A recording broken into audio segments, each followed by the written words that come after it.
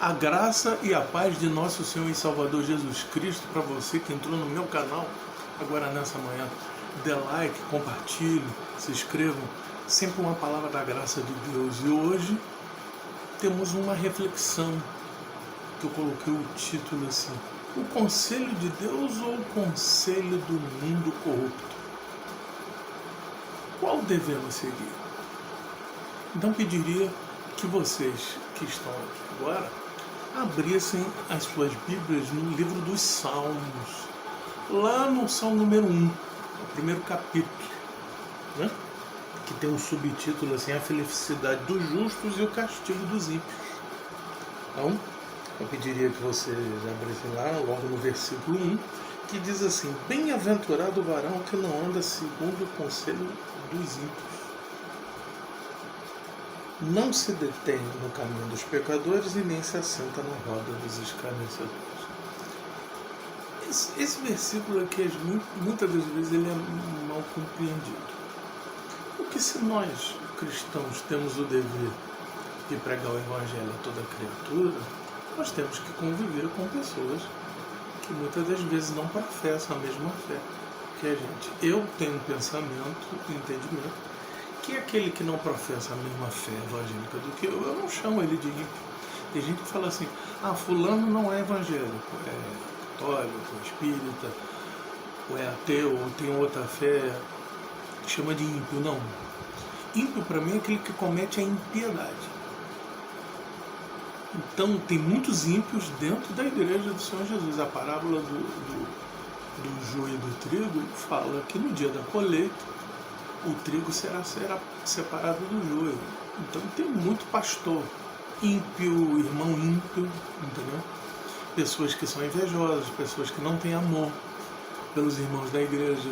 Se for de uma outra denominação, não tem amor, entendeu? Eu sei que podem entrar pessoas aqui que são assembleanos, presbiterianos, metodistas, da Igreja Universal, da Igreja Cristo Vivo, da Igreja Internacional da Graça, ou Congregação Cristã no Brasil, pode ser Mormon, Testemunho de Jeová, católicos, espíritas, espiritualistas, ou ateus agnósticos, por curiosidade, para saber o que esse homem está falando, entendeu?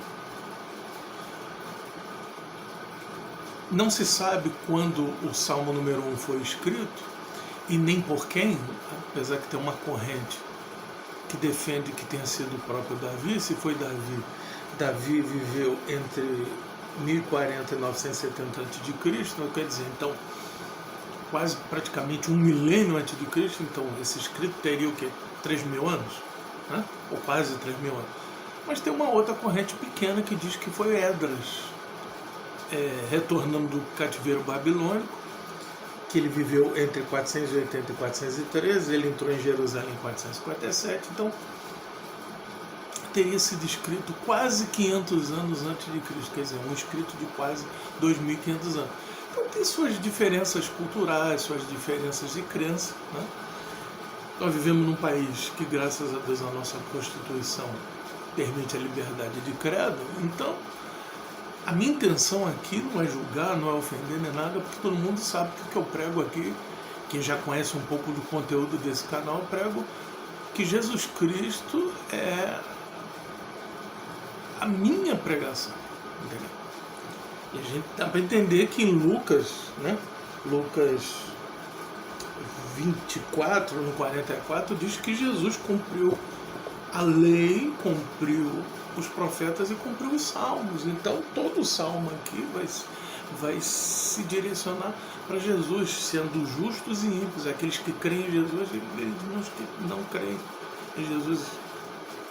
E tem muitas pessoas aí que não seguem a Jesus, que parece que são mais crentes em Jesus do que nós, que falamos de Jesus o tempo todo, porque fazem as boas obras de Cristo daquelas que Deus preparou de antemão para que fizéssemos, né?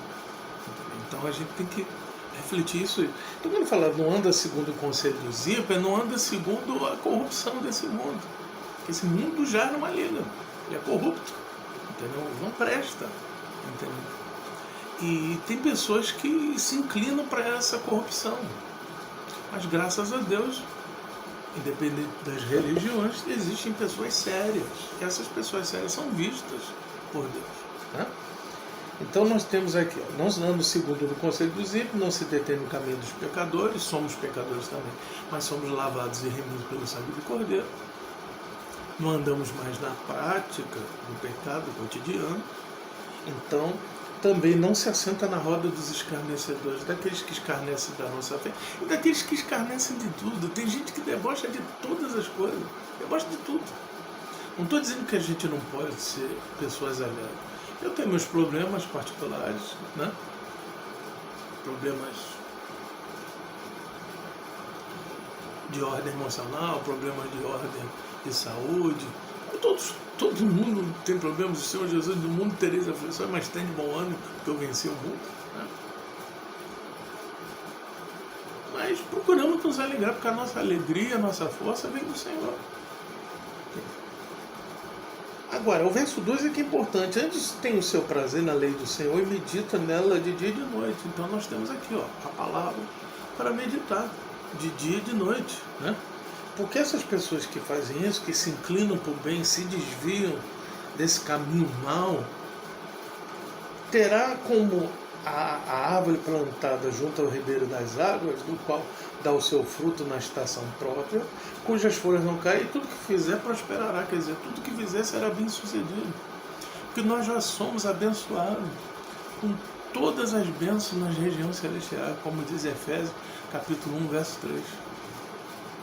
Olha que coisa bonita, né? Coisa maravilhosa. Agora diz, do verso 4 ao 6, diz assim: não são assim os ímpios, mas eles são como a moinha do vento que espalha, que os ímpios não subsistirão no juízo, nem os pecadores na congregação do justo, quer dizer, não haverá comunhão dos salvos com aqueles que serão condenados. Porque o Senhor conhece o caminho do justo, mas o caminho dos ímpios perecerá. Como diz assim, João 3,16, Deus é um mundo de tal maneira que deu o seu Filho unigênito para todo que nele crê. Não pereça, mas tenha vida eterna. Né? Então não pereça. Então o caminho do ímpio perecerá. Então volto a dizer, o ímpio é aquele que comete impiedade, é aquele que não se converte a nada, não melhora nada, tem todas as oportunidades para se tornar uma pessoa melhor e não se torna.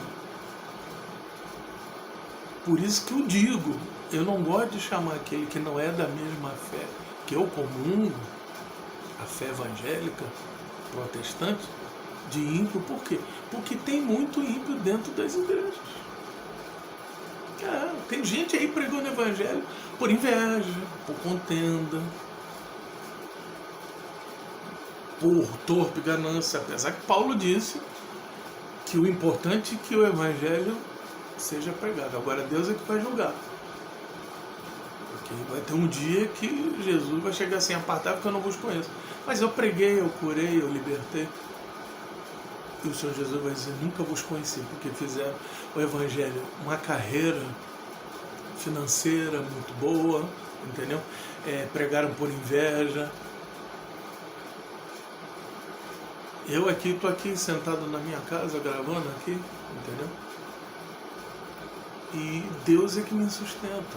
Eu deito a minha cabeça no travesseiro para saber que eu não prejudiquei a vida de ninguém. E a minha intenção também de chegar dentro da sua casa, do seu carro, do seu trabalho, onde você estiver assistindo esse vídeo, não é ofender a tua vida, é dizer que há uma esperança, entendeu? De você ser uma bem-aventurado que não anda no conselho dos ímpios desse mundo corrupto, não se detém no caminho de pecadores, nem se assenta na roda de escarnecedores. Você procura levar uma vida séria. Tem muitas pessoas que são tementes a Deus que estão fora da igreja. Eu não estou defendendo doutrina de desigrejados, entendeu? Mas você tem muitos desigrejados aí que são mais fiéis a Deus do que aquele que está na igreja todos os dias. Então, espero que essa palavra aí, do Salmo número 1, do verso 1 ao 6, faça uma reflexão, que nós temos uma esperança ainda, apesar de tanta violência, de tanta tragédia do Rio Grande do Sul, né? Dessas chuvas, dessas coisas todas, nós temos a esperança em nosso Senhor e Salvador, Jesus Cristo. Amém? Que Deus abençoe a tua vida. Deem like, se inscrevam e compartilhem. Ajude aqui o pastor a ter mais tempo no YouTube, amém? Deus abençoe a todos.